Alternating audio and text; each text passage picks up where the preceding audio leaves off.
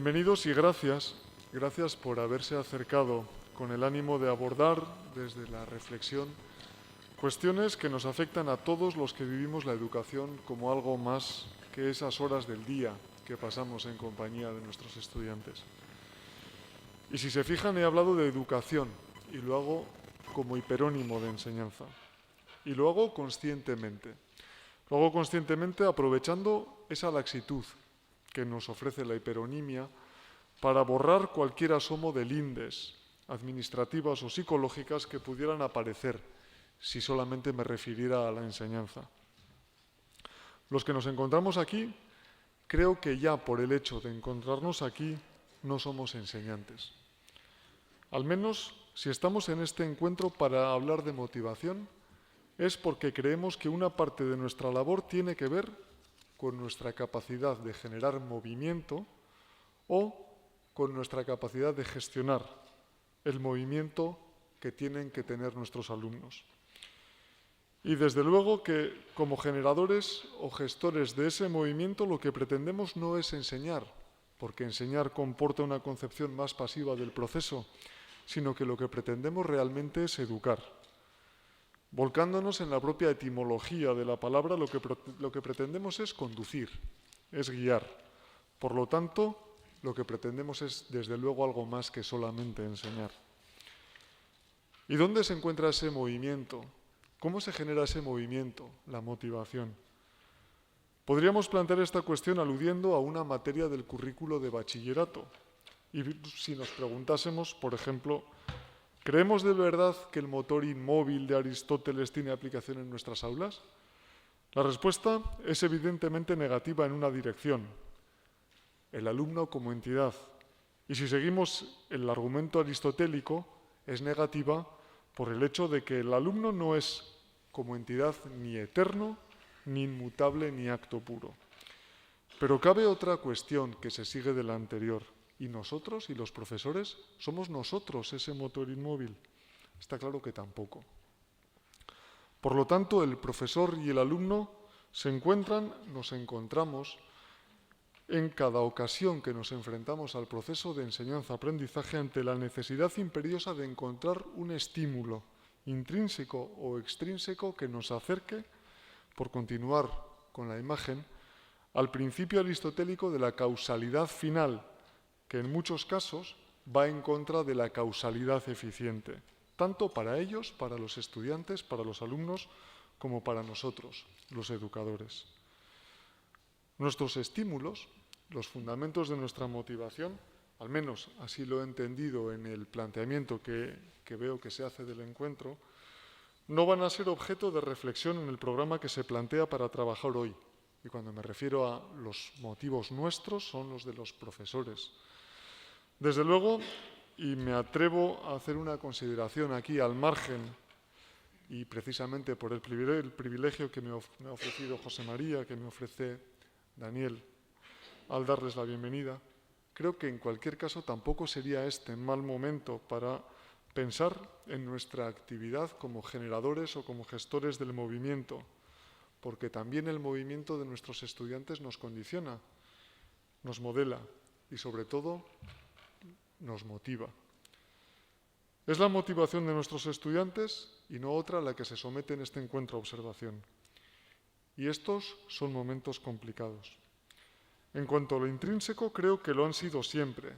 Y ustedes saben que lo intrínseco se puede llegar a educar. De nuevo insisto en el concepto de educar y más en cuanto a un elemento como es la motivación intrínseca. Y digo que la motivación intrínseca se puede educar hasta cierto punto porque lo hago en oposición a la motivación extrínseca. La motivación intrínseca ve realmente momentos complicados, desde mi modesta opinión, en cuanto que los estudiantes delegan más de su autonomía, de su inquietud intelectual y de su responsabilidad. Pero un momento, ¿es esta delegación intrínseca o es extrínseca? ¿Se ha producido realmente una delegación motivacional por parte de los estudiantes o hemos asistido a la amputación motivacional de nuestros estudiantes? Parece un elemento crítico para hablar de motivación y para la asignación de responsabilidades, por tanto, saber dónde se ubica el puesto de cada uno de los agentes del proceso, profesores y alumnos. Súmese a esto el factor externo. Se ha comentado en repetidas ocasiones que esto, y cuando digo esto, lo hago de una forma casi cuidadosa. Cuando digo esto, me refiero al drama social que vivimos actualmente. Decimos, o se dice, que es algo más que una crisis económica, que es una crisis de valores. Fíjense, yo me atrevería a decir que la crisis va más allá, o que quizá va más acá, y que estamos precisamente ante una crisis de motivación, ante una crisis de estímulos. Durante un tiempo me da la sensación de que nos hemos sobreestimulado como sociedad, nos hemos sobreestimulado como profesores, nos hemos sobreestimulado como individuos y hemos llegado a un punto de saturación tal que ahora empezamos a pagar las consecuencias. Creo que la pérdida de importancia de los estímulos, de la relevancia del equilibrio entre la motivación intrínseca y extrínseca, es el efecto que nos ha traído hasta este punto. Al menos así lo percibo en nuestro gremio. Y esta pérdida de valor en los estímulos, en el equilibrio de la motivación, se encuentra en la base de que hayamos cercenado o de que hayamos permitido que deleguen su autonomía, su inquietud intelectual y su responsabilidad los estudiantes. Pero también creo que lo hemos hecho nosotros. En fin, y por ir acabando, porque lo mío no tiene mayor importancia, no quiero hablar de lo que no sé, ni quiero que de estas palabras ustedes piensen que estoy anticipando reflexiones que quizá puedan surgir a lo largo de este quinto encuentro. Como ven, nos preocupa a todos y en todos los puntos del proceso de enseñanza o de educación el asunto de la motivación, porque en el fondo estamos hablando de la futura felicidad de la sociedad. Creo que es un acierto encontrarnos con una periodicidad y sobre una cuestión que nos afecte en nuestra doble faceta humana de educadores y de ciudadanos. Cuando pregonamos que el conocimiento se encuentra cada vez menos en el núcleo de las disciplinas y más en sus fronteras, lo que creo que hacemos es reivindicar la hibridación del conocimiento.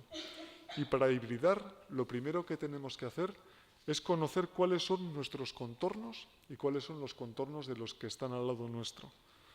En esa línea pretendemos trabajar desde nuestra universidad y en esa línea puedo entender, reconociendo su presencia aquí, que también trabajan ustedes.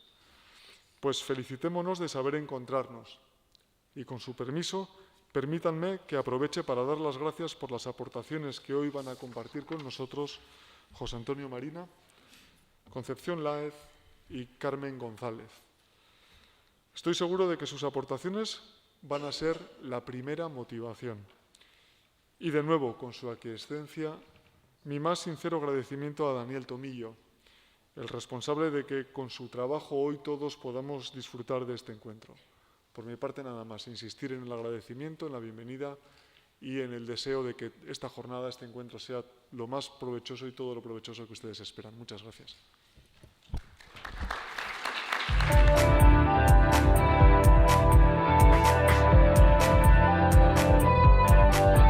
De los estudiantes es el eje conductor de esta jornada. El objetivo de estas sesiones es plantear de alguna manera algunos elementos que pueden causar esta falta de motivación de los estudiantes.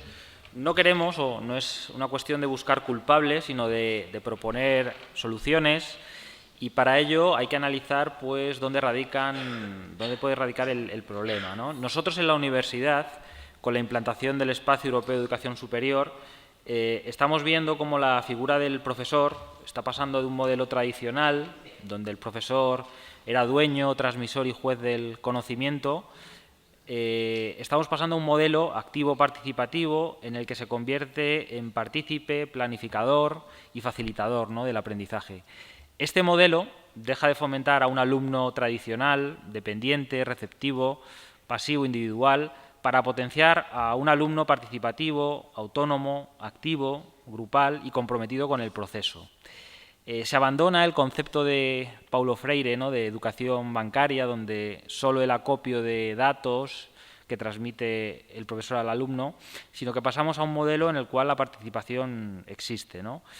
La lección magistral, con el objetivo de desarrollar competencias del saber, da paso, ¿no?, a otro tipo de competencias, a la variedad de metodologías, de seminarios, de estudio de casos, con el objetivo de desarrollar competencias del saber hacer, del trabajo en equipo, la comunicación, el liderazgo, la toma de decisiones. De esta manera, el papel del docente también cambia. En este punto es donde nos preguntamos si el profesor deja de ser un sabio intocable para pasar a ser un infoentretenedor audiovisual, o si estos dos papeles, de alguna manera, son solo dos polos entre los que el profesor debe buscar un equilibrio.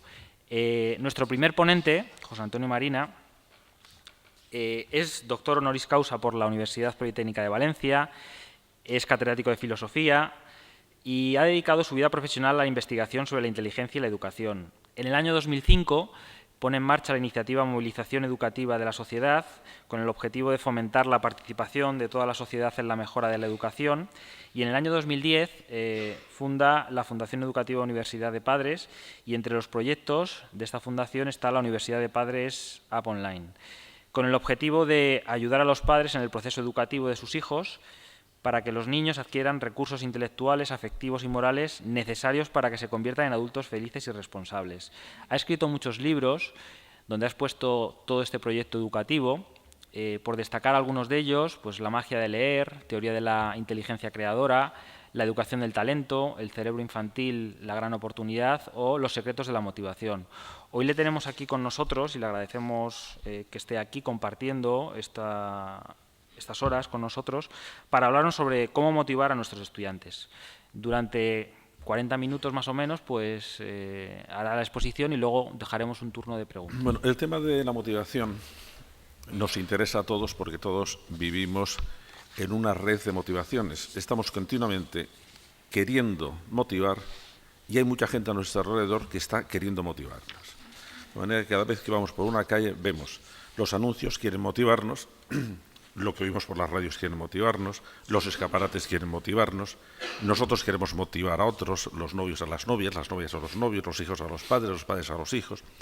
De manera que la red de motivaciones es una red muy tupida, que se usa con buenas y con malas intenciones, porque lo que vale para un roto vale para un descosido, como se dice en Castilla.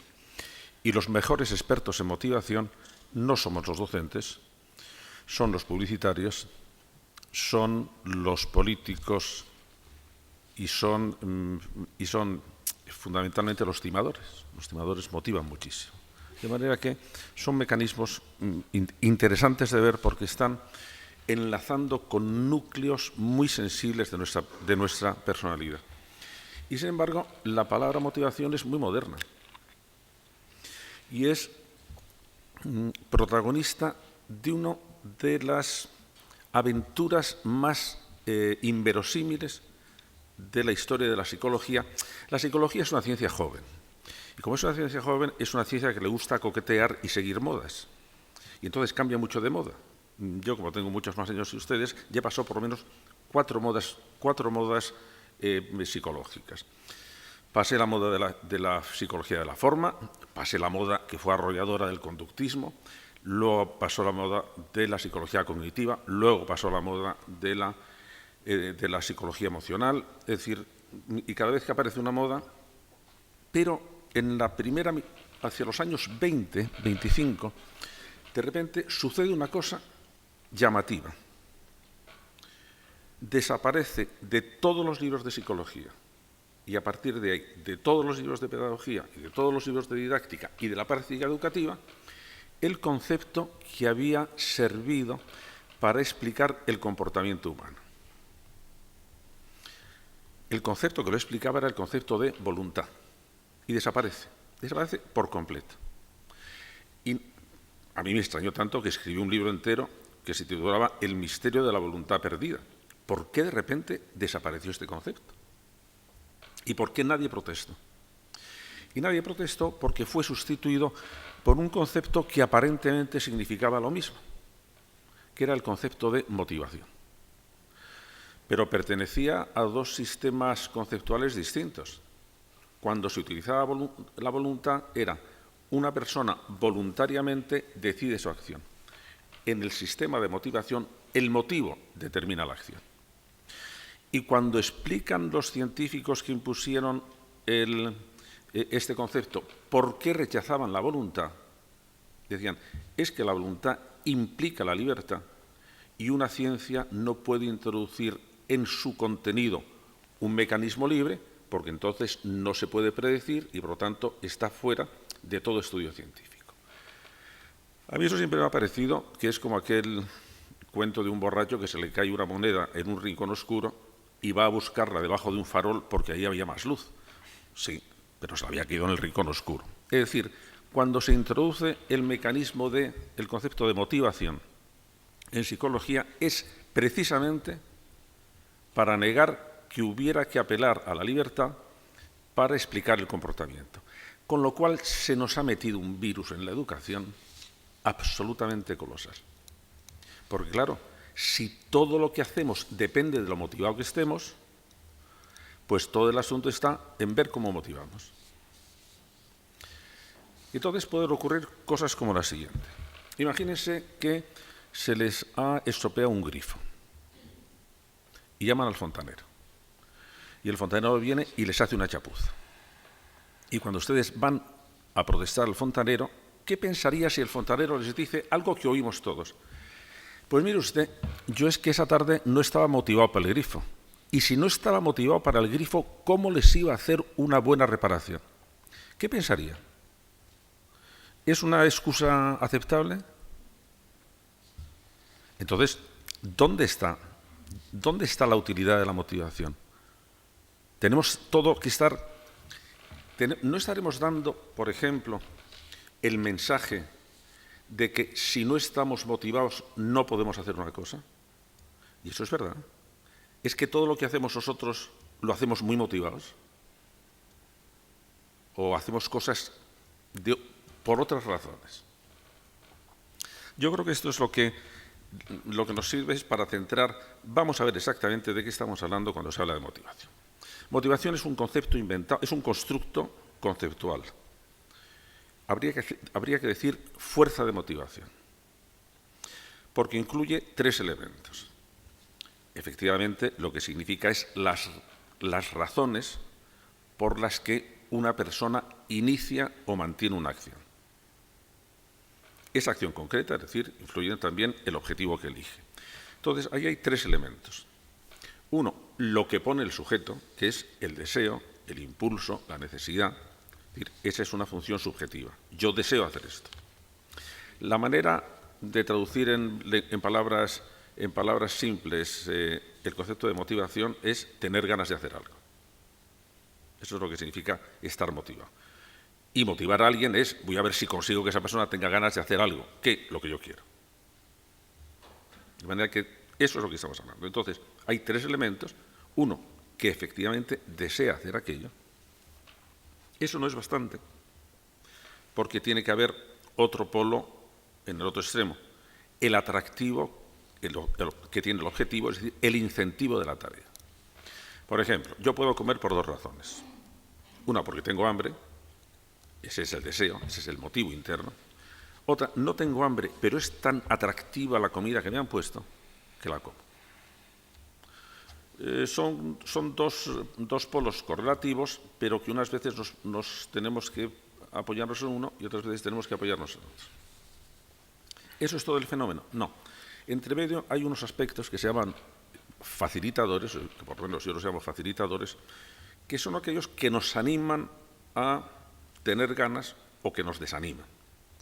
Uno de ellos, la expectativa de tener éxito en la tarea. Otro, lo que se llama locus de control, es decir, si yo creo que eso depende de mí o depende de otros el conseguirlo. Y otro, la dificultad. Si es una cosa que tengo ganas de hacerla, es una cosa que es muy atractiva, pero es muy costoso, digo, pues no me vale la pena. De manera que motivación es un concepto que integra 3 elementos que se dosifican en cada caso de distinta manera. Uno es las ganas que tengo de hacerlo, los deseos, otro es el atractivo de la tarea y otro es los elementos facilitadores o obstaculizadores. Y cuando nosotros queremos movilizar a alguien, pues tenemos que atender a alguno de estos tres elementos. O intento aumentar el deseo de esa persona, o intento aumentar el atractivo de la tarea, o intento facilitarla. Y esos son realmente los elementos que tenemos. Por eso a mí se me interesa mucho, como decía José María, después, si os parece, estudiar casos concretos, porque si no las teorías en nuestro trabajo es un trabajo de inteligencia práctica, que es la buena. ¿Por qué es la buena? Porque es la que demuestra más inteligencia. Es decir, es la que resuelve los problemas más complejos. Y digo esto porque muchas veces nosotros estamos en una tradición que las universidades suelen prolongar, de que lo importante de la inteligencia es hacer ciencia o hacer teoría. Si eso es facilísimo. Si hacer teoría es facilísimo. Si se puede ganar un premio Nobel de física y de química, digo, porque hay dos casos, a los 25 o a los 26 años. Lo que es difícil es resolver los problemas prácticos. ¿Cuál es la diferencia? Un problema teórico se resuelve cuando conozco la solución. Un problema práctico no se resuelve cuando conozco la solución, sino cuando la pongo en práctica, que suele ser lo complicado. ¿Por qué? Porque interviene la dificultad concreta, mientras que las teóricas son abstractas. Mis deseos, mis miedos, mis intereses, los intereses de la otra persona, los deseos de la otra persona. Y todo esto, el cansancio, y todo esto forma una complicada mezcla de dificultades que los que estamos en la inteligencia práctica tenemos que saber resolver. Y nosotros formamos parte de la inteligencia práctica y lo que debemos saber es resolver los problemas prácticos. Por ejemplo, de la enseñanza. Yo recuerdo un profesor americano que el primer día de clase dice a sus alumnos: miren ustedes, yo he dedicado este verano a enseñar a hablar a mi perro. Está ahí fuera, entonces si quieren ustedes le paso para que les haga una demostración. Sí. Sale, entra el perro se sienta delante del estrado, pasan 5 minutos, el perro no habla, pasan otros 5 minutos, el perro sigue sin hablar y ya un alumno se levanta y dice: señor profesor, su perro no habla. Ah, no. Yo les he dicho que había enseñado a hablar a mi perro, no que mi perro hubiera aprendido. Bueno, nosotros lo que queremos es que nuestros alumnos aprendan y nos parece que sí es cierto que para aprender necesitan tener ganas de aprender. ¿Por qué? Porque si hay un aprendizaje pasivo, que es, bueno, si yo repito una serie de cosas, pues a lo mejor se les queda algo. Pero todos sabemos que el aprendizaje es una aceptación activa de la información que recibo y que si no, la memoria no funciona. Y que mantener, por lo tanto, una posición activa ante el aprendizaje, todos sabemos que es esencial para la eficacia del aprendizaje. Pero antes decía José María, ¿y cuál es nuestro papel como docentes en el uso de la motivación? Pues yo creo que ahí debemos ser un poco rigurosos. Vamos a ver. Una cosa es el docente de enseñanza obligatoria y otra es el docente de universidad. Los docentes de enseñanza obligatoria tenemos la obligación de saber motivar a nuestros alumnos. ¿Por qué? Porque están allí por obligación. Y no quieren estar. Y por lo tanto, precisamente, dentro de nuestra función educadora, es que tenemos que hacer que algo que nos parece importante a nosotros y valioso a nosotros, resulte valioso para ellos porque no lo es. No podemos decir que para un alumno vaya a ser muy valioso estudiar, es que no lo va a ser. Es que no lo va a ser, o no lo va a ser por lo menos en algunas cosas. Quienes sabemos que es valioso somos nosotros. Y por tanto, nuestra tarea está en ver cómo conseguimos. Tampoco es que yo vea, hay muchísimos docentes que no les gusta estudiar. De manera que muchas veces cuando estamos diciendo, a ver si les animamos a que se motiven, pero bueno, vamos a ver si nosotros tenemos esa motivación. Porque además, la motivación de estudiar no es una buena motivación. La motivación es a aprender. Y el estudio es un medio pesado de conseguir una cosa maravillosa, que es saber. De la misma manera que jugar bien al baloncesto es fantástico. Entrenarse es muy molesto. Y si yo dijera, mira, tenemos que motivarle a entrenarse. No, mira, tenemos que motivarles a que quieran jugar bien al baloncesto. Porque la molestia del estudio no se la van a quitar. Y cuando estamos intentando que el estudio no sea molesto, no se aprende. No se aprende. Y cuando estamos utilizando, por ejemplo, las nuevas tecnologías, como cuando empezamos a utilizar los vídeos en clase, naturalmente que captar información nueva es muy divertido y es muy motivador, pero aprenderla es otra cosa. Y solo se puede aprender con la repetición, y ahí tenemos otro tipo de motivación. ¿Y cómo consigo que repitan la información para quedarse con ella? Una cosa es comprender, otra cosa es captar información y otra cosa es aprendérsela. Y se está corriendo la idea de que ¿para qué voy a aprender lo que puedo encontrar? Y eso es uno de los disparates educativos más dañinos que pueda haber. No, lo que no tienes en tu memoria, no lo tienes. Y un burro conectado a Internet sigue siendo un burro, y así son las cosas. Y por lo tanto lo que tenemos que aprender es la memoria que tiene cada persona, es la que estamos trabajando en la educación, mediante hábitos afectivos, mediante hábitos cognitivos y mediante hábitos operativos. Y adquirir un hábito es una tarea molesta. Y lo que tenemos entonces es que decir, por de pronto, que hay dos tipos de motivación. Una, la motivación para iniciar una tarea, y otra, la motivación para mantener la tarea. Exactamente como nos pasa a todos con los regímenes de adelgazar. Una cosa es empezar un régimen de adelgazar y otra cosa es mantener un régimen de adelgazar.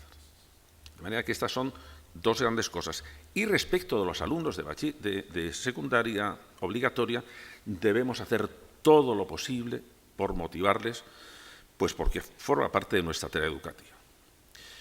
Ya el alumno que viene a la universidad, que venga motivado.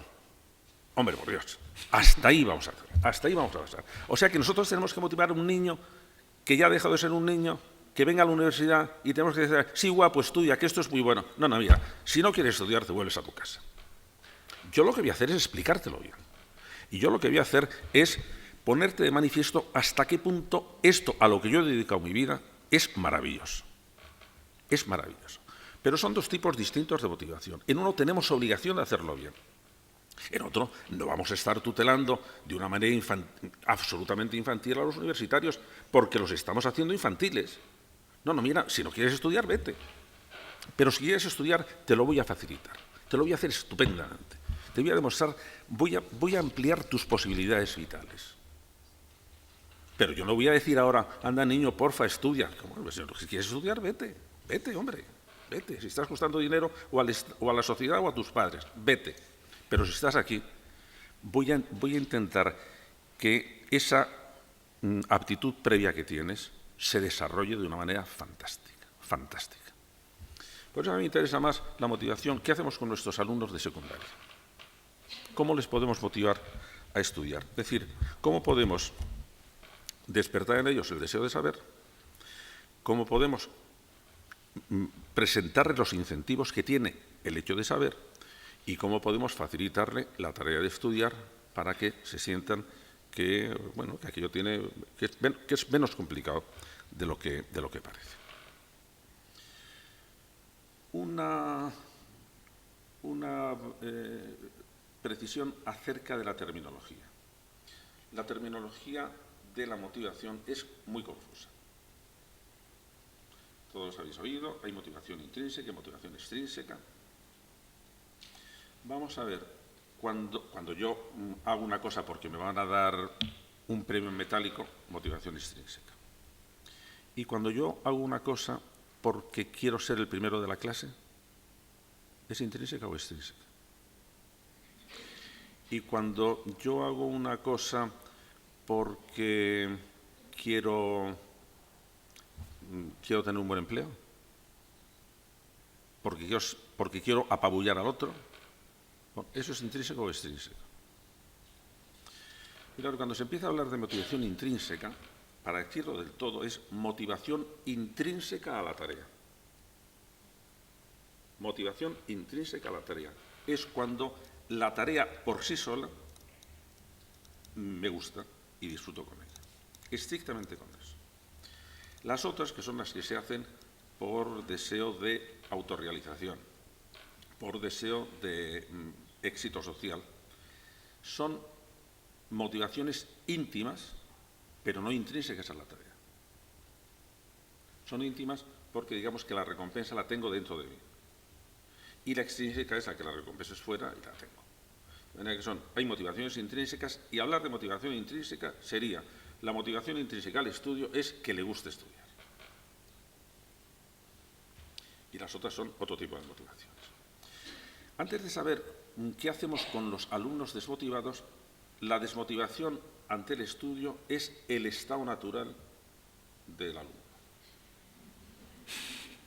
Bueno, ¿cómo ha sido nuestro estado natural? Es decir, a nosotros que estábamos estupendamente en la guardería, nos meten en primaria y en primaria nos empiezan a poner deberes.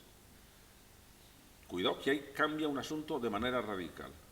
Mientras que los niños en infantil disfrutan aprendiendo porque tienen curiosidad para aprender, cuando entran en la escuela lo que les preocupa es tener buenas notas. Y ese es un tipo de motivación distinta y ha cortado la motivación esencial, que era la motivación de qué bonito es aprender. Porque aprender es muy bonito. Y dedicamos muy poco tiempo, por ejemplo, a explicar la experiencia del aprendizaje. Es que aprender es muy bonito y estudiar es muy pesado. Pues sí, es que es muy pesado. Vamos a ver, ¿disfrutáis mucho aprendiendo un idioma nuevo? Es un latazo espantoso. Es un latazo espantoso. Y ya está, y no hay más que hacer. Y tengo que estar viendo, ¿y cómo sigo con esto? ¿Y cómo sigo con esto? ¿Por qué no? Porque lo dejaría todas las mañanas, todas las tardes. Y no podemos entonces dirigir la motivación hacia el estudio, porque eso no tiene salvación. Hay que dirigirla sobre el hecho de aprender. Y sobre el hecho de aprender ahí sí tenemos muchas agarraderas, porque es una experiencia maravillosa, mientras que la otra no. De manera que tenemos que centrarnos en esto. Vamos a ver. ¿Cómo motivamos? Recordar el esquema básico. O ampliamos o aumentamos los deseos, o aumentamos el atractivo, o facilitamos las cosas.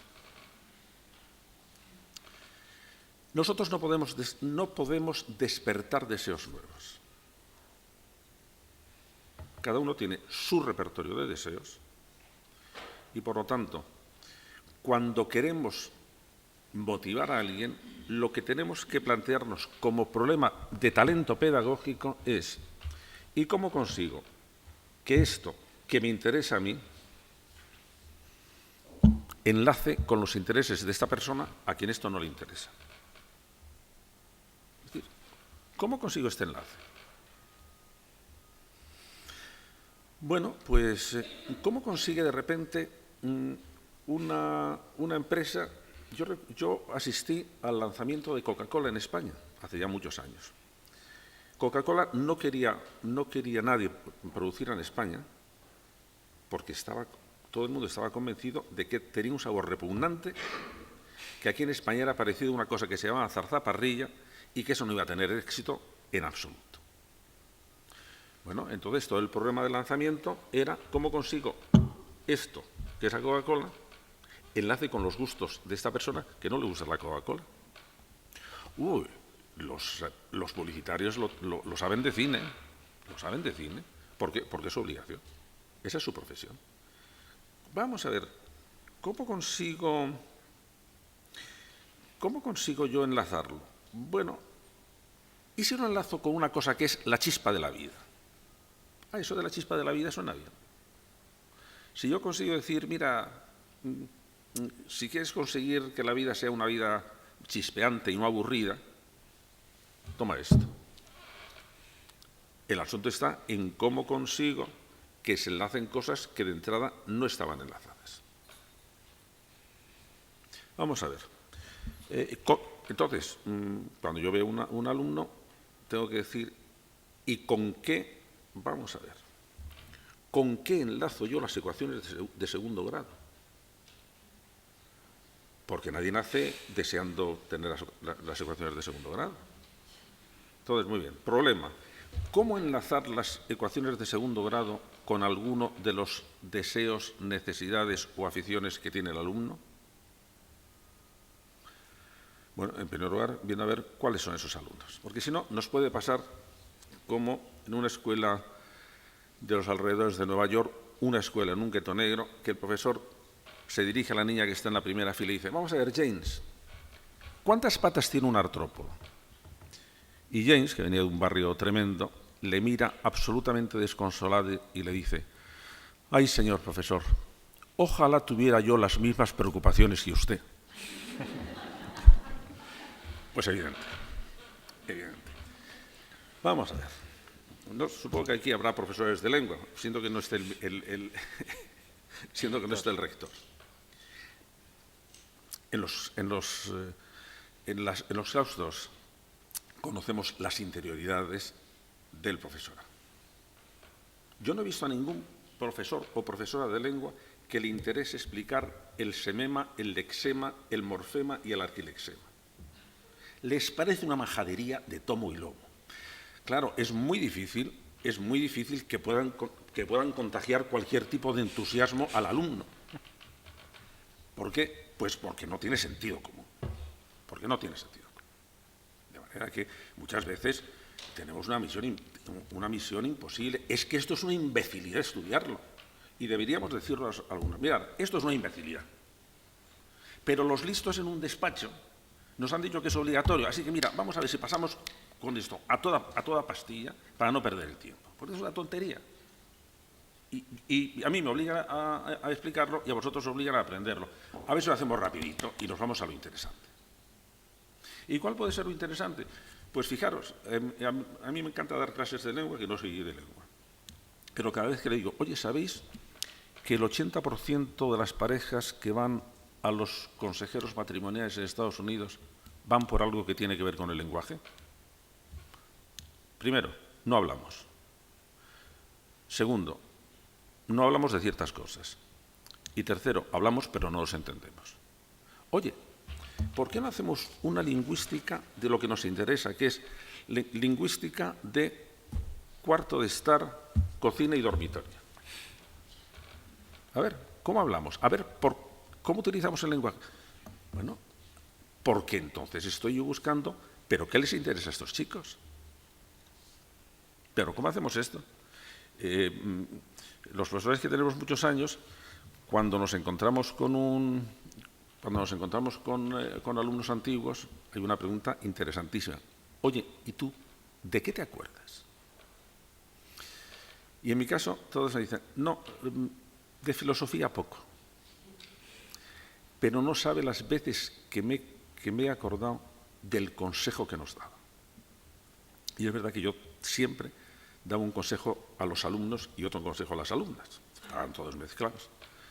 A las alumnas les daba el consejo siguiente, que tiene que ver con lengua y con el atractivo de la lengua, por eso os lo digo. El consejo era: mirad, tenéis que tener en cuenta que durante la época del noviazgo, del ligue, del rollo, como queráis, a los chicos se les despierta una locuacidad efímera. Hablan más que nunca, pero luego se paran. De manera que posiblemente la primera discusión seria que va a haber es: ya no me dices. Consejo a los chicos: mirad, tenéis que tener en cuenta que durante la época del noviazgo, del cortejo, del rollo, las chicas escuchan más y mejor que en el resto de su vida. De manera que el problema va a ser: oye, es que ya, vamos, bebías mis palabras cuando yo te explicaba por qué Casillas es mejor portero que Valdés, y ahora pasar de esto olímpicamente. El asunto está que efectivamente hombres y mujeres utilizamos el lenguaje de manera distinta.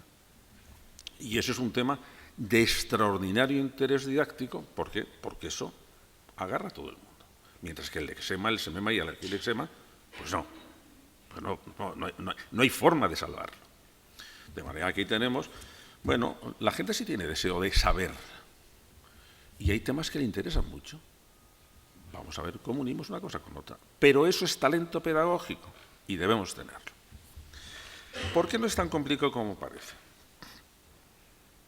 Por una razón.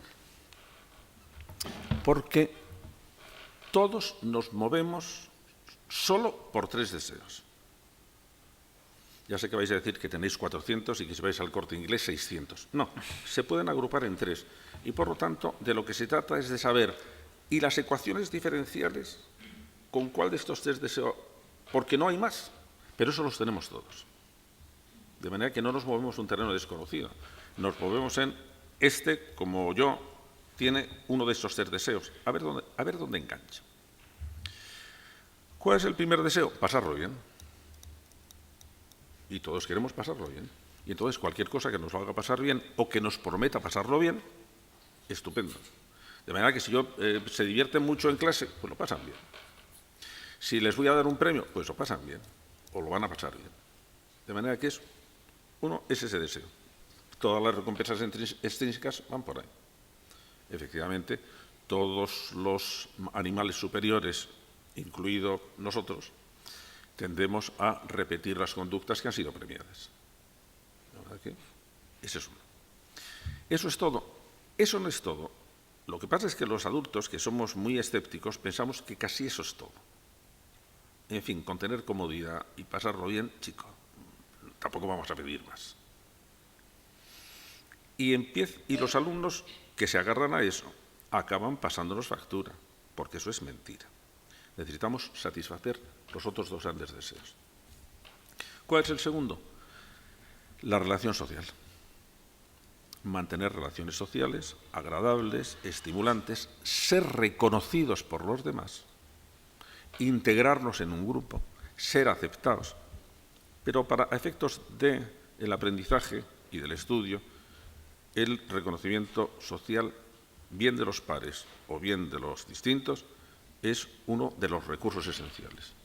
Todos hacemos muchas cosas porque nos reconozcan que lo hacemos bien. Y, por lo tanto, una cosa muy torpe es no reconocer cuando una persona está haciendo bien una cosa. Cuidado, porque hay niños que pasan toda su época educativa sin que les hayamos reconocido nada. Y ya sé que me vais a decir, es que no había nada que reconocer. Mentira, mentira. Uno de los derechos fundamentales de todo niño es el derecho a haber sentido algún tipo de reconocimiento merecido durante su época educativa. Y es una obligación del docente organizar las cosas para que ese niño pueda tenerlo. Y no hay niño que no lo pueda tener. Hombre, lo que pasa es que nosotros tenemos que saber cómo hacerlo.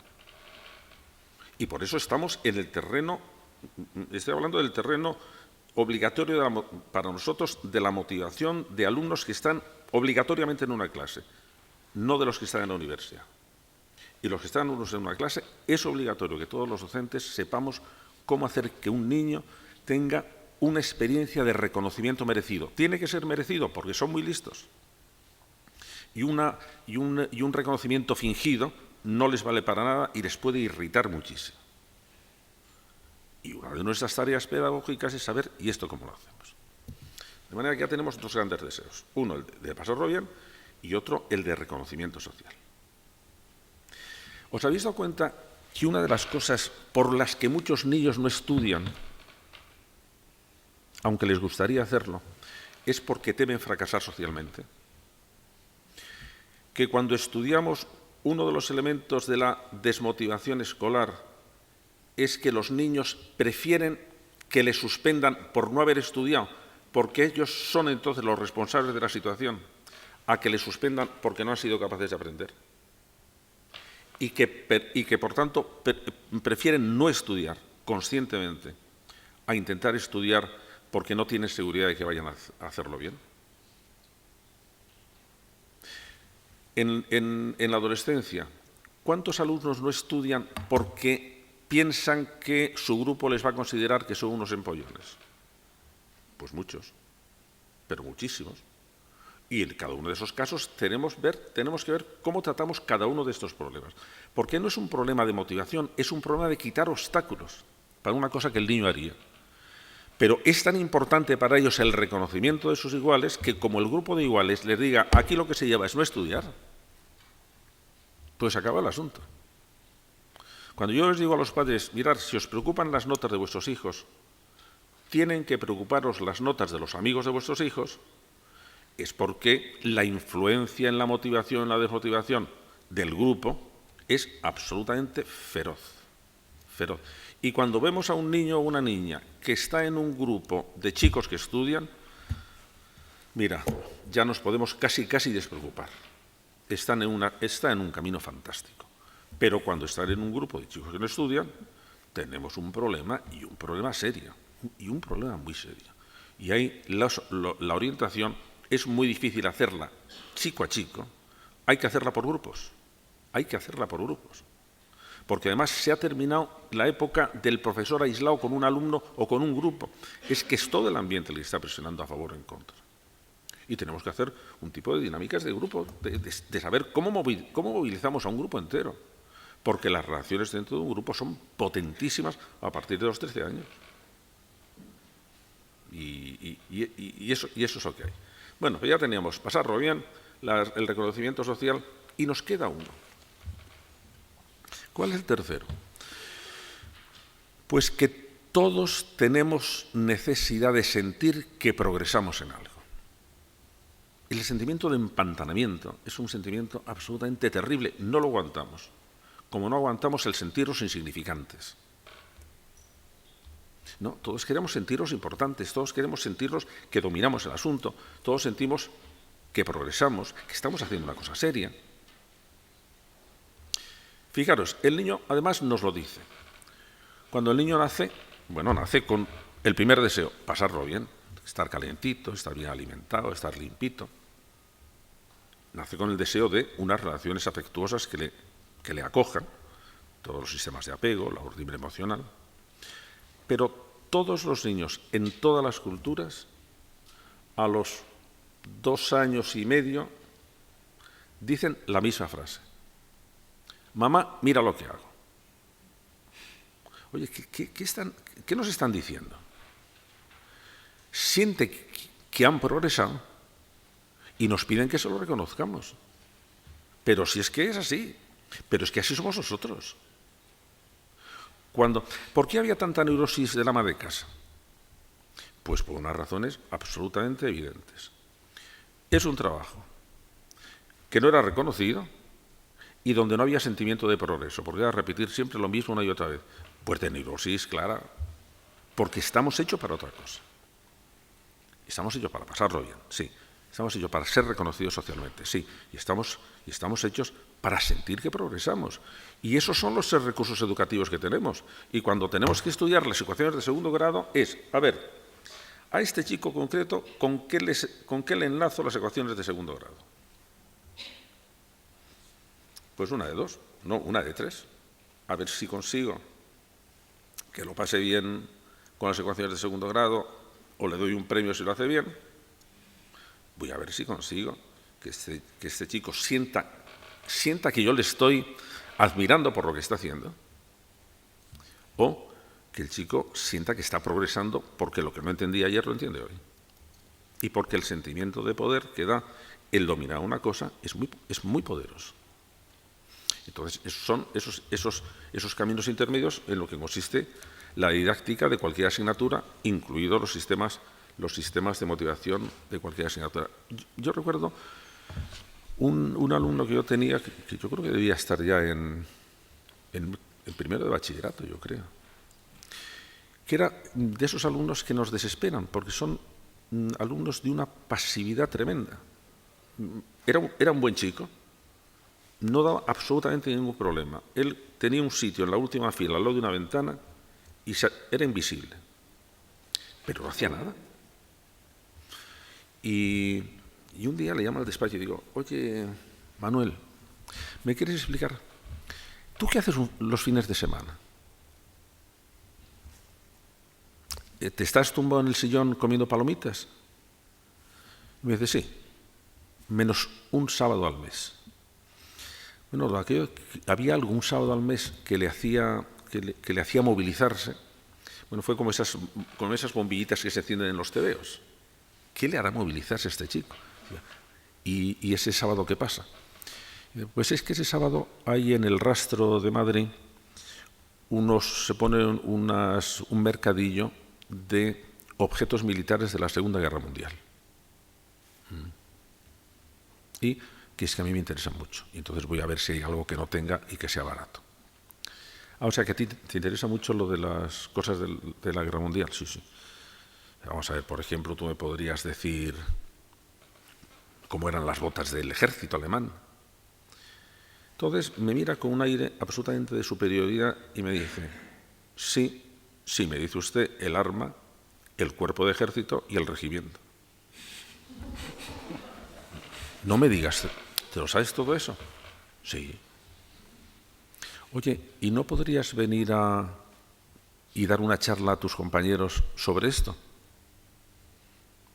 Y me dice, ¿puedo traer mi colección de cascos? Y mira, mientras no sean armas ofensivas, tráete lo que quieras. Bueno, en este momento está estudiando historia. Y yo creí que, desde luego, y cuando después le he visto tiempo después, le digo, oye, ¿qué te pasó? Pues mire, era la primera vez que alguien no me tomaba el pelo o no me regañaba por mi afición. Y usted vio que lo dio valor. Y dije, pues no debo ser.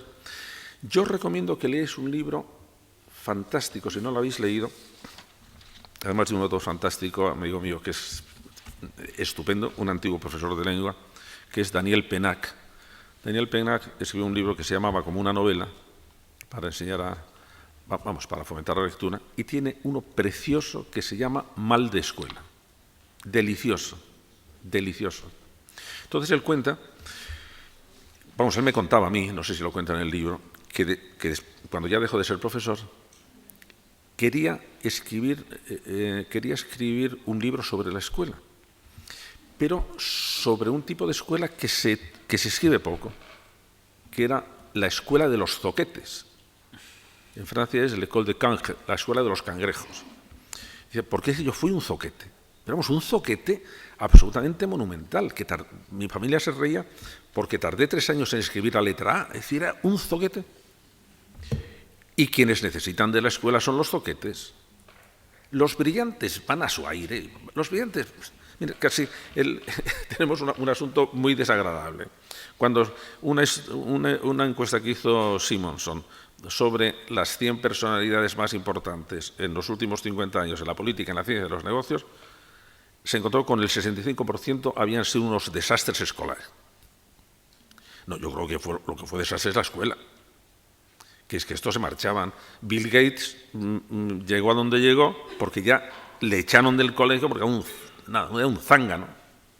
Y le metió en un colegio donde dio la casualidad que habían regalado uno de los primeros ordenadores. Y se enchufó al ordenador y vivió en el ordenador, vamos. Pero vamos, todas metido al ordenador. Pero era muy mal estudiante. Cuidado, cuando hablamos de la motivación del estudiante, si todos los estudiantes están motivadísimos, menos los deprimidos. Están motivadísimos. ¿Qué es eso de que no están? ¿Qué es eso de que nuestros estudiantes no están motivados? Es como cuando nos dicen, es que en este momento no hay valores. Hay muchísimos valores. Serán unos valores que no nos gustan. Pero valores así. Y todo el mundo se mueve por valores y todo el mundo está motivado. Y claro, lo que pasa es que pueden estar motivados para el botellón, pues para el botellón, pero motivadísimos. Y lo que se trata es de que nosotros queremos que cambien la dirección de la motivación, no que adquieran una motivación nueva, que cambien la que tienen, porque no tenemos otros recursos. Y eso, bueno, pues entonces Daniel Pennac contaba que él sufría muchísimo porque, claro, los profesores no hacían nada más que regañarle y que él quería aprender, pero en el momento que entraba en clase no se enteraba de qué iba aquello. Entonces, un día, cuando tenía 12 años, sus padres se han dejado abierto una cajita fuerte que tenían y roba dinero para hacer un regalo al profesor, a ver si por fin el profesor le decía algo agradable. Sus padres dicen, bueno, este niño es un desastre en la escuela y además nos roba dinero, vamos, es un delincuente en potencia, pero ya, y le meten en un internado. En un internado donde llega ya con un prestigio a defender, un prestigio de trasto a defender. Y entonces todos sus alumnos le presentan para que haga una trastada mayor todavía. Y pues él las hace y luego se inventa unas historias para justificarse. Y así termina la primera parte con esa frase. Y en aquel momento un profesor me salvó. ¿Cómo le salvó? Pues era un profesor de lengua. Y él contaba que un día le llamó y le dijo, oye, Daniel, tú te inventas unas historias fantásticas. No, no, señor profesor, yo es verdad lo que digo, si es verdad. No, pues ya sé que no es verdad, pero mira, si es que son muy buenas. Si es que tú tienes un talento para hacer cuentos, que tienes que dedicarte a escribir cuentos. Y entonces vamos a llegar a un acuerdo. Tú me presentas los cuentos y yo te los corrijo como si fueras un escritor profesional. Pero te pido una condición. Me tienes que presentar los cuentos sin faltas de ortografía. ¿Por qué? Porque si están llenos de faltas de ortografía, voy a perder el tiempo en corregirte las faltas de ortografía. Y por lo tanto voy a hacerlo. Ya veis que el esquema no tenemos muchas herramientas. Tenemos que la motivación es o aumento los deseos, o aumento el atractivo del objetivo, o facilito las cosas. Y que respecto de los deseos, pues una de dos. O lo enlazo con el deseo de pasarlo bien, o lo enlazo con el deseo de reconocimiento social, o lo enlazo con el deseo de sentir que estoy siendo capaz de hacer las cosas. Y no tenemos muchas más herramientas, salvo una. Mirad, después de estar dando muchas vueltas a los asuntos del aprendizaje y de ver qué elementos tenemos nosotros para dirigir el aprendizaje o para dirigir la conducta de una persona o para fomentar que se hagan unas cosas en otras, y en esto está también incluido la motivación, pues tenemos un repertorio muy establecido y muy estándar de estas son las herramientas que tenemos y no tenemos más. De manera que entonces, cuando estamos hablando de orientación o de didáctica, el único asunto es ¿y cuáles de estas herramientas es bueno utilizar en este caso o es más eficaz aplicar en este caso? ¿Cuáles son? Primero y elemental, eliminar los obstáculos. ¿Por qué? Porque muchas veces cosas que vemos, conductas que vemos en nuestros alumnos, son únicamente que se están enfrentando a obstáculos que nosotros no vemos. El más elemental. Ahora ya te puedes poner como con los brazos en cruz que no va a estudiar nunca. ¿Por qué? Porque le supone un esfuerzo terrorífico. Y no os digo nada si tiene algún pequeño defecto, como dislexia o... Es que se acabó, pero ¿cómo va a estudiar ese niño? Un niño que viene al colegio con problemas en su casa, pues es muy difícil porque tiene un problema de atención muy grande. Un niño que tiene dificultades de atención. Es muy difícil que pueda aprender porque no puede hacerlo. Si no es que no hay nada más cruel que decir, pero qué malo es este niño, pero si es que hay niños que no tienen posibilidad de hacer otra cosa. Si ellos querrían hacerlo de otra manera, pero no pueden hacerlo. Y entonces vamos a ver qué obstáculo puede tener este niño, que puede ser obstáculo en sus capacidades de recepción, en sus capacidades de interpretación de la información, en sus capacidades de concentrarse en un asunto, en sus capacidades de enlazar. Una cosa que estamos insistiendo en este momento mucho, estamos trabajando con un concepto nuevo de la memoria de trabajo. La memoria de trabajo no es la memoria a corto plazo, cosa que se confunde en casi todos los libros de psicología. La memoria a corto plazo es, por ejemplo, cuando yo recuerdo un teléfono y entonces, mientras lo marco, lo mantengo, la memoria a corto plazo, y en el momento que he marcado, lo olvido. No, la memoria de trabajo es cuando yo consigo movilizar dentro del gran almacén a largo plazo, aquella información que es necesaria para comprender eso o para realizar esa tarea. Y eso muchos niños no saben hacerlo. Y entonces cuando nosotros le hacemos una pregunta es que no saben exactamente qué parte de su memoria tienen que movilizar para comprenderlo y no lo comprenden. Y daos cuenta que comprender no es una función ni consciente ni voluntaria. Yo no sé por qué comprendo unas cosas y otras no. Lo más que puedo hacer, voy a tantear, a ver si resulta que caigo en la cuenta. Pero siempre es una sorpresa, no tengo ni idea de si voy a tardar 5 minutos o 5 horas o no lo voy a comprender nunca.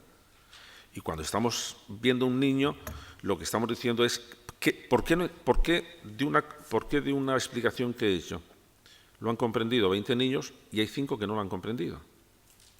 Lo que me interesa es, ¿qué tienen estos niños para no haberlo comprendido? ¿Les falta alguna noción básica? Entonces es muy claro. No, si se lo saben, pero no lo han sabido buscar en la memoria. Y entonces, como no han sabido activar esa zona de la memoria a largo plazo, de la memoria de trabajo, por eso estamos ahora insistiendo muchísimo en ver cómo podemos organizar la memoria de los niños para que puedan activar la zona que corresponde a cada una de las tareas. Porque es ahí donde tenemos que hacerlo. De manera que primero vamos a eliminar los obstáculos. Un niño que tiene un problema serio en la escuela no va a aprender. Si tiene, por ejemplo, miedo, no va a aprender. Vamos a quitar esto. Pero si quitamos esto, ¿cuáles tenemos? El premio. El premio es esencial porque todos tendemos a repetir las conductas que han sido premiadas. De manera que un niño va a estudiar si enlazamos el estudio con algún tipo de premio, sea un premio extrínseco o sea un premio íntimo, da igual. El reconocimiento, vamos a ver cómo premiamos a este niño. Y muchas veces vamos a ver cómo le premiamos. El dar premios es un arte. Tenemos que dar como premio algo que el niño valore, pero el niño o el adolescente, y algo que relacione con aquello que está siendo premiado. De manera que los premios tienen que ser muy inmediatos y fácilmente relacionable con la actividad que queremos fomentar.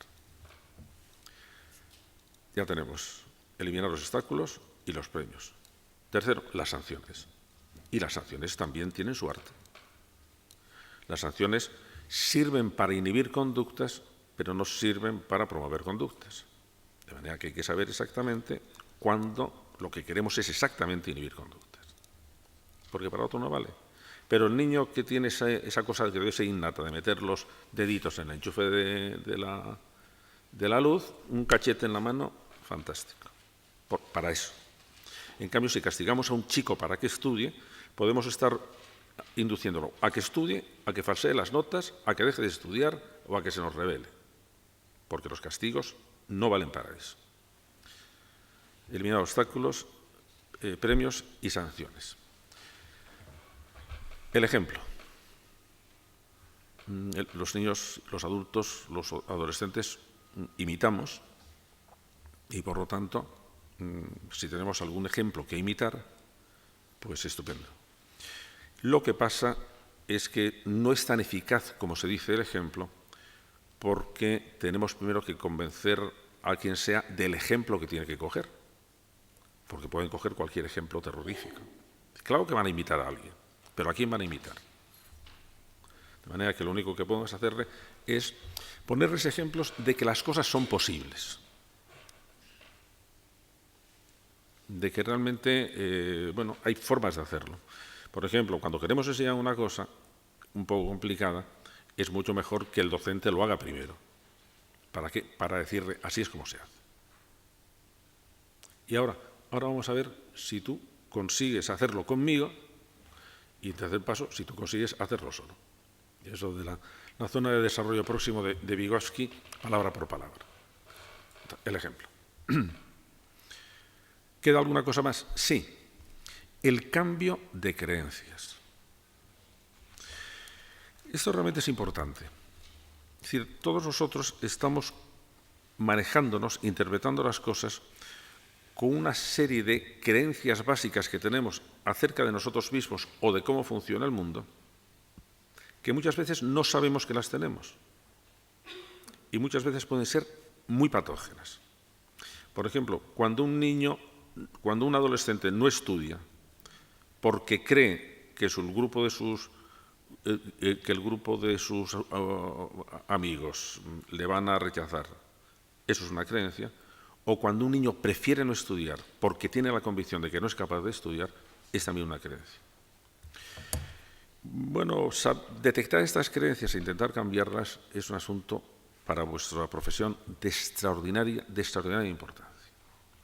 Mirad, esto, quien lo puso de manifiesto fue un gran psiquiatra americano Aaron Beck, por un tema que le extrañó.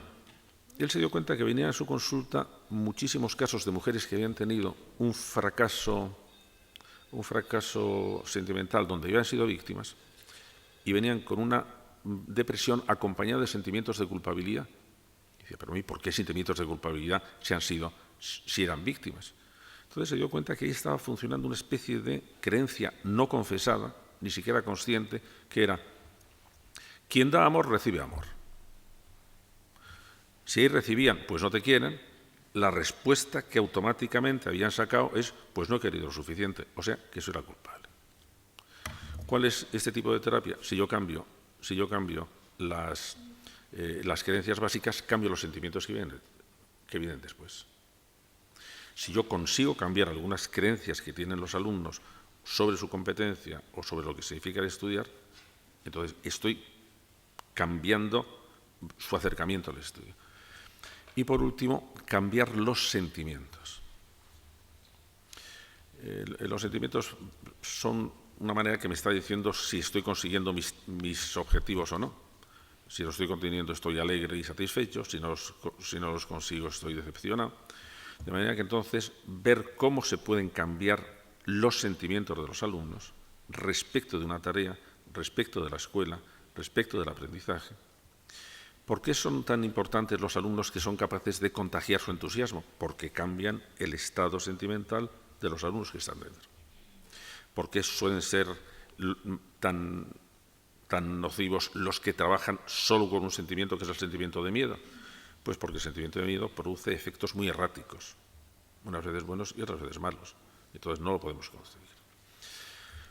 Pues esto es todo lo que tenía que deciros, que es ver cómo, cuando estamos hablando de la motivación, conviene tener un esquemita muy claro. El de son o deseos o facilitadores por los objetivos, y dentro de los deseos el bienestar, el reconocimiento social o el sentimiento de progreso, de ampliación de posibilidades. Y que con eso y con las herramientas que tenemos, que son esas que os he dicho, esta es nuestra kit de herramientas. Con esto es con lo que tenemos que jugar. Y cuando lo tenemos dentro, decir, y en este caso concreto, igual que un médico dice, y en esta enfermedad concreta, ¿cuál es mi repertorio? ¿Cuál es mi repertorio? Y entonces ver en este momento, con esta persona concreta, es esto, con este grupo es esto, y en esta edad es esto. Y por lo tanto, forma parte de esa gran inteligencia práctica que yo creo que es la gran inteligencia. Pues yo ya he terminado, de manera que ahora, si se os ocurre algún tema concreto o algún problema concreto, pues lo podemos tratar entre todos. Muchas gracias, José Antonio. Yo creo que hemos visto muchas ideas, he visto a la gente tomando notas. Yo creo que sí que puede haber dudas, preguntas, así que abrimos un turno de preguntas. Tenemos todavía tiempo antes del café. Tenéis aquí a José Antonio para que os responda. Pues ha debido quedar todo muy claro. Sí. Mira, aquí ya tenemos la primera. Tenía que haber una medalla para la persona que hace la primera pregunta en un coloquio. Así que no la tenemos, pero...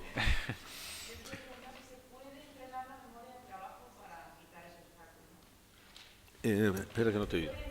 Sí. Sí se puede entrenar. Mira, yo creo que vamos a estar a punto de... está emergiendo un nuevo concepto de inteligencia que incluye todo lo que sabemos. Es decir, primero vino la inteligencia cognitiva, sabíamos cómo funcionan los procesos cognitivos, luego vino la inteligencia emocional, y ahora está emergiendo lo que yo he traducido al castellano como la inteligencia ejecutiva, que es la que organiza todo. La inteligencia ejecutiva es la que dirige la atención, la que hace proyectos y guía por proyectos, la que mantiene el esfuerzo y la que tiene flexibilidad para no encerrarte en una cosa, y uno es que maneja la memoria de trabajo. La memoria de trabajo tiene dos elementos. Una, la capacidad de activarla, que se entrena por su parte, y otra, una estructura de la inteligencia, una estructura de la memoria que facilite la activación por zonas. Si nosotros tenemos un problema en la enseñanza, que es la dificultad de transferir conocimientos de una asignatura a otra. Con lo cual hacemos como sitios estancos y nuestros alumnos no saben pasar de una asignatura a otra. Entonces, hacia lo que estamos yendo es hacia una especie de integración de nociones básicas de todo el currículo. Para que, daos cuenta, lo de la activación es, la memoria está organizada en redes.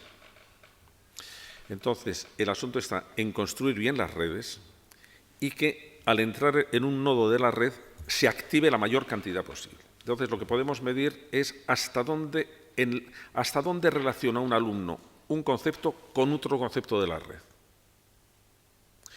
Y ahí tenemos dos cosas. Primero, tenemos que enseñarles a construir las redes. Por eso, tiene mucha eficacia, y lo habréis visto, todo lo que tenga que ver con mapas conceptuales. En los mapas conceptuales estamos organizando de alguna manera la memoria de trabajo. Pero después hay un entrenamiento especial que es vamos a activar todo lo que podamos de esta red. Vamos a ver, vamos a activar qué se nos ocurre sobre la palabra gato. Vamos a ver, vamos a organizarlo. A nuestros alumnos y también un poco a nosotros les cuesta mucho trabajo recuperar información de la memoria. Os voy a hacer un ejemplo. ¿Sabéis cuántos sentimientos hay en castellano? Mis alumnos me dicen no, porque no lo estudia y porque piensan que saber una cosa es que te venga inmediatamente a la conciencia, cuando saber una cosa es que tienes que ir a buscar a la memoria. Este es un entrenamiento esencial. Es decir, vamos a ver cuántas cosas sabes. Por ejemplo, decirme sentimientos hay en castellano. Miedo. ¿Qué más os ocurre? Pues celos, pues ira, pues decepción, pues ansiedad. Pues. Bueno, pero si todos lo sabéis, ¿hasta dónde llegáis? ¿Hasta dónde podéis activar una red de información que tenéis en la memoria? Si mantenéis una actitud activa, os dais cuenta que literalmente no termina. No termina porque ahí podéis pasar a casos concretos, podéis pasar a enlaces, que es lo que hace que a una persona se le ocurran más cosas que a otras, que tiene redes muy tupidas de relaciones y activa muchas redes. Y es que es así. Y el no entrenar esto hace que estemos disminuyendo mucho las capacidades de todos, de los demás y de nosotros mismos. Por otra cosa que tiene que ver con esta nueva teoría. El nuevo modelo que aprovecha lo que está haciendo la neurociencia. Nos está diciendo una cosa. Todas las operaciones mentales que realizamos, las realizamos sin saber cómo lo hacemos. De manera que nosotros tenemos una inteligencia en dos pisos.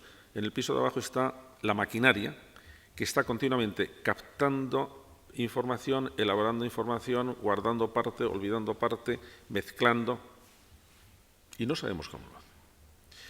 Una parte de los productos de toda esta actividad, que además es nocturna y diurna, porque sigue mientras dormimos, una partecita aparece en estado consciente. Y unas veces son ideas, palabras, sentimientos. A partir de ahí es cuando la inteligencia ejecutiva puede bloquear parte de esas ocurrencias, intentar cambiarlas, lanzar proyectos a nuestra memoria. Y entonces en este juego tenemos que la educación es fomentar una maquinaria que se le ocurran muchas cosas y tener por encima un sistema de control de la atención, de los proyectos, de las metas, que sea lo más influyente en todo eso que queremos, en todo eso que estamos haciendo ese saber. Un ejemplo. Os voy a hacer una pregunta. ¿Habéis estado en Australia? ¿Ha tenido alguien dificultad para contestarla? No. Eso lo contestamos con bastante rapidez, unos 200 milisegundos. ¿Cómo lo habéis sabido? ¿Que no habéis estado? Mirad, cuando queremos que un ordenador haga eso, le tenemos que dar toda una lista con todos los sitios donde hemos estado. Luego metemos a Australia, lo empareja, si encuentra una pareja, hemos estado, y si no, no hemos estado. ¿Qué hace nuestro cerebro? No tenemos ni idea. ¿Cómo construimos una frase? No tenemos ni idea. Y además no tenemos idea porque no sabemos ni con qué palabra vamos a empezar. Sé más o menos lo que quiero decir y me lanzo a hablar. ¿Quién hace eso? Una fantástica maquinaria lingüística que tenemos, que es la que adiestramos cuando aprendemos un lenguaje. Y a partir de ese momento habla casi automáticamente. Y únicamente lo que hace la inteligencia ejecutiva es, no es eso lo que quería decir. No. Cuando tenemos una cosa en la punta de la lengua, ¿sé lo que quiero decir o no sé lo que quiero decir? Sí, sé la palabra, pero en este momento no la domino. Es decir, mi maquinaria de abajo no me la está soltando. Me dice una y digo, no es esa. Me dice, no es esa. Y entonces lo que nos interesa es, y en lo que estamos ahora, y como este modelo cuaje, creo que va a ser un enorme salto educativo, es que tenemos que hacer dos cosas. Una, hacer que esta maquinaria que está ahí trabajando sea muy eficaz, sea muy brillante, sea muy rápida, sea muy flexible. Y que luego el piso de arriba, que es la inteligencia ejecutiva, tenga buen control sobre lo de abajo. Perdemos el control, por ejemplo, cuando tenemos una obsesión. Ese es un caso concreto de cómo el piso de abajo se impone al piso de arriba. Tengo una obsesión y no puedo dejar de pensar en otra cosa, en eso. Los déficits de atención. Eso de abajo se impone sobre lo de arriba y no puedo centrar la atención. La memoria, sí, lo tendré ahí, pero no puedo buscar las cosas en la memoria. Se me olvidan las metas. O no puedo mantener el esfuerzo. ¿Por qué? No puedo, porque de repente me desfondo. Entonces, cuando estamos planificando la educación en los dos niveles, tenemos resultados muy buenos. Nosotros hemos hecho en la Universidad de Padres, que podéis entrar porque es muy fácil, www.universidaddepadres.es. Hemos hecho con arreglo a estos métodos un programa muy detallado para los niños desde el último trimestre, a través de los padres, desde el último trimestre del embarazo hasta los 16 años, donde lo que ponemos de manifiesto es que se pueden aprender cosas que creíamos que estaban fuera del aprendizaje. Por ejemplo, la perseverancia, por ejemplo, la constancia, por ejemplo, el esfuerzo, por ejemplo, la valentía, por ejemplo, la seguridad en sí mismo, por ejemplo, un tono optimista. Pero eso se aprende, sí, pero también se aprende la creatividad, porque va con lo que decías tú, para hacer las capacidades creadoras están funcionando siempre construidas sobre la memoria de trabajo. Entonces, podemos organizar una memoria de trabajo que facilite las ocurrencias creadoras o que no facilite las ocurrencias creadoras. Y, por lo tanto, empezamos a tener muchísimos recursos estupendos, además, realmente muy sorprendentes de las cosas que podemos enseñar a todos en estos dos niveles. Y el hecho de que podamos hacer que los niños tengan buenos sentimientos, es decir, que no tengan sentimientos destructivos, que no tengan sentimientos de envidia, que no tengan sentimientos de miedo, es un progreso fabuloso, es un progreso que produce verdadero entusiasmo cuando te acercas a ello, por la cantidad de recursos que va a poner en nuestras manos. Eso os anuncio. El tema de la inteligencia ejecutiva creo que va a ser el tema, en muy pocos meses, va a ser un tema que yo espero que tenga la misma repercusión cuando se empezó a hablar de inteligencia emocional, que al principio se decía, ¿y esto de qué va? Y uno decía, oye, es que nos resuelve una cantidad de problemas que no sabíamos cómo abordar, Otra pregunta por aquí. Prometo una respuesta más corta, pero es que la pregunta era muy interesante.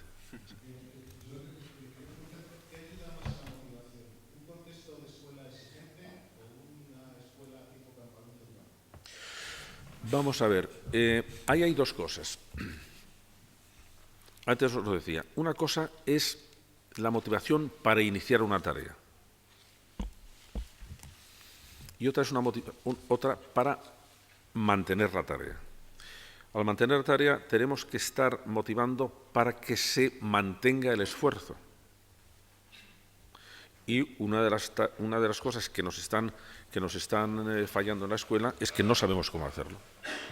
Pero no resolvemos el problema diciendo es que no hace falta el esfuerzo, porque entonces nos estamos cargando el invento del todo. Sino hay que decir, las escuelas, y cuando estudiamos la motivación desde la infancia, como ya te digo que hemos hecho, con mi equipo para la Universidad de Padres, por ejemplo, está claro que los niños a todas las edades necesitan dos cosas. Primero, ternura, cariño, afecto. Segundo, exigencia. Porque la exigencia les está dando seguridad, les está estructurando su relación con el mundo, les está estructurando la personalidad. Y por lo tanto, lo del campamento urbano, como tú dices, es un disparate, lo mires como lo mires, porque estamos haciendo unos niños tan sumamente vulnerables y unos adolescentes tan sumamente vulnerables que se nos deshacen a las primeras de cambio. Y lo que tenemos que hacer es ayudarles a que organicen su inteligencia ejecutiva, su estructura para enfrentarse con los problemas. Su estructura es para dejarse llevar no por recompensas inmediatas, sino por recompensas aplazadas. Y eso tiene que estar en la estructura de la escuela. Y la escuela debe ser exigente y debe ser al mismo tiempo muy estimulante. A mí me llamó la atención, imaginaos qué pasaría si lo pusiéramos en una escuela española. Era una escuela americana, en una escuela pública americana, y además de un sitio de nivel bajo. Y en la puerta de entrada, pero grabado en letras de bronce, es decir, que no era una pintada, ponía lo siguiente, que era lo que recibía los alumnos. Nosotros reconocemos y veneramos la grandeza que hay en vosotros. En los alumnos. ¿Y eso qué pasa? Que lo de reconocer y lo de honrar, eso hay que tomárselo en serio. Y decir, oye, que es que cuando estamos hablando de educar el talento no es algo que sea previo a la educación. Previo a la educación solo hay biología. Punto. Es después de la educación cuando vamos a conseguir que lo que antes no existía, exista. ¿Por qué? Porque es cuando el niño está construyendo su propio cerebro. Y eso no se hace sin límites, y eso no se hace sin esfuerzo, y eso no se hace sin establecer hábitos. Porque tanto los hábitos intelectuales como los hábitos emocionales son hábitos, no son cositas cogidas así, necesitan un proceso de repetición y de esfuerzo para consolidarse. Y nosotros en la enseñanza primaria y en la enseñanza secundaria debemos colaborar a que se establezcan esos hábitos. Y esos hábitos exigen una cierta dureza, porque también necesitamos que ellos asimilen una cierta resistencia. ¿Qué queremos? ¿Que los niños sean resistentes o que sean vulnerables? Que sean resistentes. ¿Que sean optimistas o pesimistas? Que sean optimistas. ¿Que sean pasivos o activos? Pues que sean activos. Que sean dependientes o autónomos, que sean autónomos, pero si sabemos lo que queremos. Y ahora empezamos a saber cómo ir consolidando esos hábitos fundamentales. Y desde luego, con el café para todos o hazlo como quieras, no lo conseguimos en absoluto. Y estamos haciendo unos niños y unos adolescentes y ya unos jóvenes que algún día nos van a pasar cuentas. Por decir, pero bueno, es que ¿por qué no me exigisteis las cosas? ¿Por qué no me ayudasteis a soportar la frustración? Porque es una habilidad que hay que aprenderla, porque todos antes o después se van a encontrar con algún tipo de frustración. Y tener yo exalumnos míos de cerca de 40 años que me dicen, es que yo no sabía que vivir era tan complicado.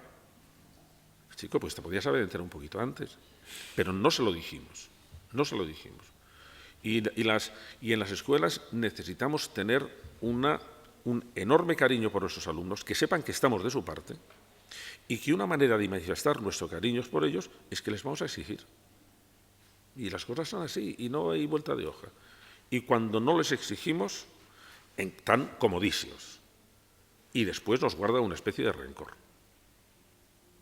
Porque a estas alturas ya he conocido mucha gente de decir, sí, pero no me educasteis bien. Bueno, pues si hay alguna cosa... Nos queda tiempo para una última pregunta, si hay, y si no pasamos al café. No. Pues nada, pues muchísimas gracias, Juan Antonio, por habernos acompañado esta mañana. Y nos vemos ahora, bajamos abajo a la cafetería a tomar un café y nos vemos en 20-25 minutos otra vez.